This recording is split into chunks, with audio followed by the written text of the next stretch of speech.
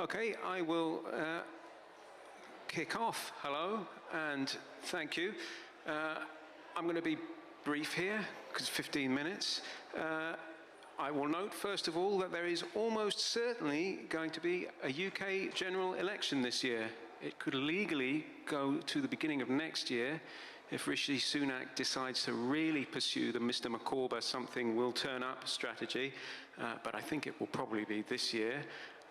You never know in these times. There will be a US election. The odds have shortened on a Scottish Parliament election. I'm not going to the bookies on that just yet.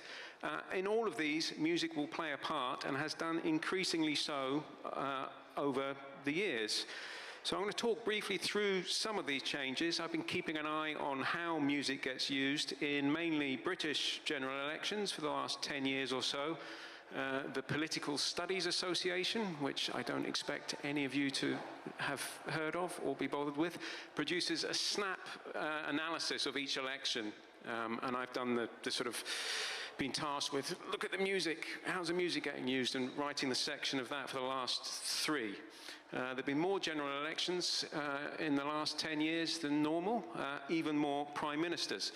I'm not going to cover all of these in detail, but you can see some of the ways in which music gets used. There's the sort of top-down element produced by party machines, the party election broadcasts, the big rallies, the party conferences. We can see here, for instance, Theresa May trying to make light of her questionable dancing on a tour to come on stage to Dancing Queen. Liz Truss's use of M people moving on up and the anger that that provoked. There's also a sort of more bottom-up. You'll all remember the "Oh, Jeremy Corbyn" chant from Seven Nation Army to football chant, the Tranmere, then Glastonbury. But that overlapped with how the party machine used things. So 2018, inspired by all of that, the Labour Live festival, with losses projected at up to about £1 million, with "Oh, Jeremy Corbyn" scarves on sale for £15. So these things overlap, also showing that running a rally of the faithful and running a commercial music event are not the same thing. Co-op Arena, take note, perhaps.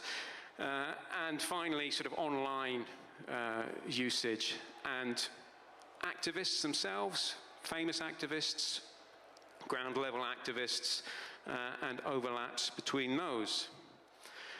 So, as music becomes an almost ubiquitous feature of the campaigning landscape, a perennial and growing trend is of musicians finding that their music is used in ways that they are not happy with. Trump probably represents the apotheosis of this. R.E.M's Michael Stipe in 2016, referring to his moronic charade of a campaign. Far From Alone, Queen, Elton John, The Stones, all objected. Being Dead was no impediment to objecting. The estates of George Harrison and Pavarotti, respectively, also complained. And Trump's perhaps an exception. He still seems to make a virtue of the elite objecting to him from his gold-plated toilet. But in general, many candidates do demur when these kind of objections come through. No one really wants beloved pop star making a big fuss in the middle of an election campaign. So when Tom Petty objected to the use of "Don't Back Down," George Bush, for instance, did exactly that. Legally, though, the position very much depends on context and the territory. So historically, if it was a live event at a venue with the relevant public performance license, there wasn't much one could do about it. That's shifted a bit in recent years, but still quite circumscribed. In the US, there's now a license for political uses that's required, but from the artist's perspective, it's opt-out. You have to say beforehand that you don't want your particular songs on, ASCAP or BMI's huge roster that can be included in that. The UK, PRS PPL, the music license, again, because this trend is increasing, now requires the rights holder to give permission before it can be used. But, and this is where Mike Pickering's objection to Liz Truss, I think, fell, musicians take note, it's rights holder, not artist. So, you know, be aware of the, you know, what rights are licensed out and who holds what. You know, there need to be conversations with the record label or the publisher. It's a different matter and much more straightforward if the song is used in an advert or online. There it's generally much easier to show copyright infringement if permissions aren't in place. The Manic Street Preachers and Sony nixed the use of If You Tolerate This by the far-right BNP, ironically, given that it was a song about fascism. BNP used it on their website. The Act and their label managed to get that shut down in very short order. Likewise, right-wing politician Clive Palmer, sort of Aussie Nigel Farage, did an advert with the melody and changed lyrics to Twisted Sisters, We Ain't Gonna Take It. And, you know, a blatant rip-off, and he sort of made various excuses about it. It was supposed to be a parody, which the courts denied, again, in short order. So much more straightforward if it's online or in a broadcast. The other thing to note there is that the terms in which musicians can make their objections known, however, have very much changed as the media environment has shifted. 20 years ago, you would have had to have wait for an interview with a newspaper or until you'll hope that your cease and desist letter or your objection featured on the news. Now, instant right of response over Twitter and social media. And the mainstream media, of course, their cycle is fed by social media. So when beloved pop star with 1 million followers takes to Twitter, or X in the cliche, that feeds the voracious news cycle. So the right of response of saying, we disavow this, is much quicker. And plausibly, that has kind of fed those kinds of changes in ASCAP and PRS, PPL over the last 20 years in terms of needing a license of some kind to use music for political purposes. Now, of course, historically, here anyway, one of the main centerpieces of campaigns has been the party election broadcast, those short films after the news, produced by the parties, heavily regulated, decided centrally by the regulator who gets how many minutes per election cycle. And this is a good illustration of the changes in the kinds of music being used and how the changing media and social media landscape is shifting the terms of engagement. Historically, these films were very dry, talking heads outlining the party manifestos, starting with Harold Wilson in the 60s, who was very sort of media savvy. They became a little more engaging, ramped up by the Tories' engagement with the Saatchi advertising company in the end of the 70s. So they became more short films than just talking heads. Correspondingly, the amount of music used rose, under 20% in 1979 to over 90% by 2010. However, in recent elections, in the 21st century, post-social media, they have been declining in salience. Arguably, the high watermark was 1997, New Labour, Things Can Only Get Better. And actually, even that song, that theme song, was not just in the broadcast with that, it was writ through the whole campaign. At the end of every advert, the end of every tag, there was just a little snippet of it, like an ident, like a logo, a musical logo. They tried to repeat the trick with, if memory serves, the lightning seeds and then U2 to diminishing media returns and diminishing electoral returns. But now, parliamentary election broadcast music is much more atmospheric. It's like a film soundtrack rather than a theme song, as it were. Think mobile insurance, mobile phone or insurance ad, much more generic. And part of the reason for that is this changing terms of engagement. party election broadcasts are competing with a lot more of what academics call prod users, portmanteau of producers and users. The rest of us call user-generated content. Yeah? There is much more of it.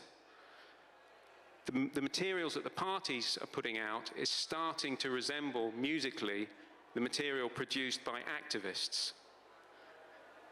The financial barriers to entry are much lower. Yeah? You can do it with a laptop, with your phone. Plus, instead of producing 5 minutes, 3 5-minute films over an electoral cycle, they need daily content, hourly almost, for their social media feeds. Which means you're not going to be able to license a hit song or even a vaguely well-known song. You just need to pump out the content. Where they do have a recognizable tune, you will increasingly find it's library music. So Labour using the theme from Always Sunny in Philadelphia, or the SNP, the theme from the gallery music from Tony Hart, which some of you might remember. But library music, of course, you don't need, you can buy the tune wholesale. So much more content, generally more generic. And the final thing to note is that the mechanisms of popular music and the music industries are starting to overlap with political mechanisms. Some of you might recall, many of you might recall, 2009, the campaign to get Rage Against the Machine to #1 instead of the usual X Factor Christmas #1, driven by Facebook and by the fact that you could download a tune for 99p that didn't need to be in the physical shops. So those structures allowed for that to happen. Now, so far, so much just an internal politics of authenticity within popular music. 2013, same trick with Ding Dong, the Witch is Dead, when Margaret Thatcher died. Now we're into the political realm. Created a headache for the BBC. Do they play it in their chart rundown? On the one hand, they're censoring if they don't, or disrespectful if they do, depending on which newspaper you read. They fudged it in the end. They played an extract of a song, which of course was written decades before Thatcher even entered politics. They played an extract of it with a little bit of contextual information. But by 2017, Liar Liar by Captain Scar, aimed at Theresa May with extracts of her speech. Bear in mind, you can now do this with streaming to gain the charts, and that was in the election purdah period. Yeah, so bumping up right against those electoral regulations. Massive headache for the broadcasters. So to sum up, because I've only got a couple of minutes left, where are things going to go in the future? Well, I think people have talked about the AI elections. In terms of the volume of content, what would previously have been library music or activists or party personnel just producing music, generic sounding music on their laptop for your YouTube adverts and so forth, a lot of that, I would guess, will now be done by Suno and other AI tools. Give me BPM 100, vaguely funk-sounding minor key, etc. In terms of major media, interestingly, this election, because ITV has streaming platforms, there will probably be TV adverts needing music for the first time. So we are basically now at the situation where it is ever more difficult to control the use of music in elections. The regulatory system is a good 10 to 15 years behind how people are actually using music, but there are many, many more opportunities for musicians themselves to get involved, either as musicians or as activists, given the plethora of music that will be needed. So less control, but more opportunities for involvement in an ever more chaotic and unregulated electoral music ecosystem. Final slide. If anyone wants to know more, that was a very, very short version. The more long-winded versions are on there. And my email address is on there, and I'll be hanging around outside if anyone wants to ask any questions. Thank you very much.